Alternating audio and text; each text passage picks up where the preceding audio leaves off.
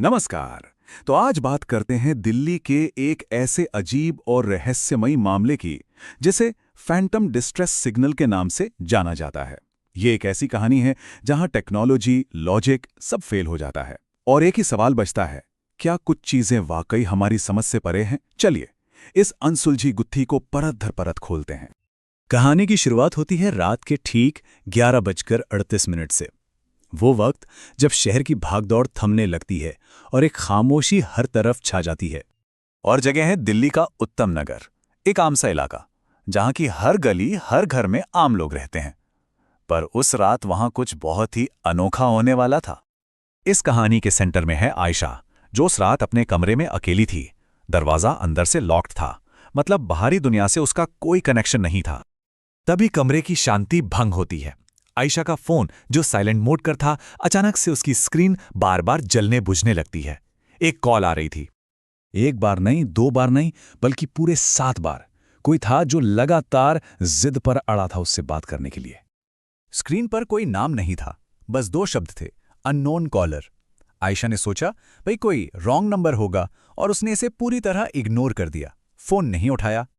लेकिन वो रात जितनी आम लग रही थी उतनी थी नहीं, क्योंकि अगली सुबह जो हुआ उसने आयशा की पूरी दुनिया ही पलट कर रख दी।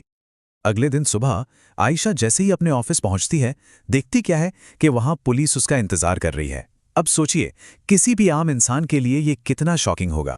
इंस्पेक्टर सीधे मुद्दे पर आते हैं और कहते हैं, कल रात आपके नंबर से हमें एक इमरजेंसी डिस्ट्रेस सिग्नल मिला है।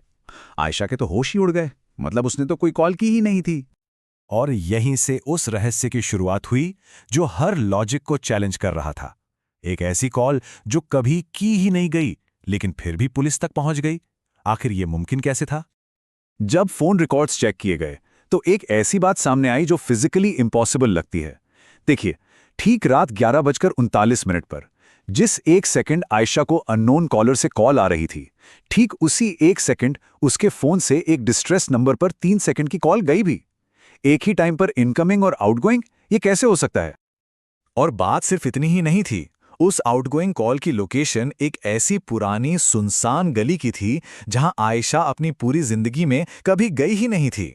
ये पहेली और भी उलझती जा रही थी। पुलिस ने जब उस लोकेशन की गहराई से जांच की तो एक पुराना, ठंडा पड़ चुका केस फिर से जिंदा हो गया। पता चला कि उस अनजान सी गली में एक बहुत गहरा और भयानक राज दफन था। वो लोकेशन एक वीरान, खाली पड़े घर की थी, और ये वही घर था जहां ठीक 1 साल पहले एक 19 साल की लड़की का बेरहमी से मर्डर हुआ था। एक ऐसा केस जो आज तक सॉल्व नहीं हो पाया था। और फिर वो खुलासा हुआ जिसने जांच करने वालों के भी होश उड़ा दिए। पता है, आयशा के फोन से जिस डिस्ट्रेस नंबर पर कॉल गई थी वो किसका था? वो उसी लड़की का पुराना नंबर था जिसकी हत्या हुई थी। अब यहां पर सबसे बड़ा सवाल खड़ा होता है, एक ऐसे नंबर पर कॉल कैसे जा सकती है जो पिछले 1 साल से बंद है, डीएक्टिवेट हो चुका है? मतलब वो नंबर तो नेटवर्क पर था ही नहीं। ये बात लॉजिक के बिल्कुल बाहर थी। जब पुलिस के पास कोई जवाब नहीं बचा तो आयशा का फोन फॉरेंसिक जांच के लिए भेजा गया और वहां से जो रिपोर्ट आई उसने इस केस को हमेशा हमेशा के लिए एक अनसुलझी पहेली बना दिया। फॉरेंसिक टीम ने हर एंगल से जांच की। क्या फोन में कोई मालवेयर या वायरस था? नहीं मिला। क्या कोई ऑटो डायल ऐप था जो अपने आप कॉल कर देता है? वो भी नहीं था। हर टेक्निकल वजह को खारिज कर दिया गया। रिपोर्ट के आखिर में बस 2 शब्द लिखे थे जिसने इस पूरे केस को, पूरी कहानी को ही पलट कर रख दिया। लिखा था, डायल वॉज मैनुअल।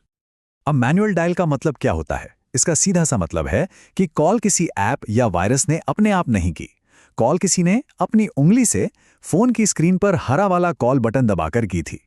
ये एक फिजिकल एक्शन था।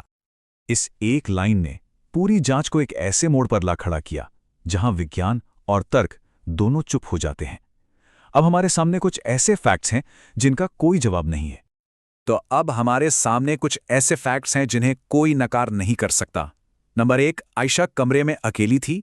नंबर 2, कमरा अंदर से बंद था। और नंबर 3, सीसीटीवी फुटेज में साफ है कि उस रात न कोई उसके कमरे में गया, न कोई बाहर आया।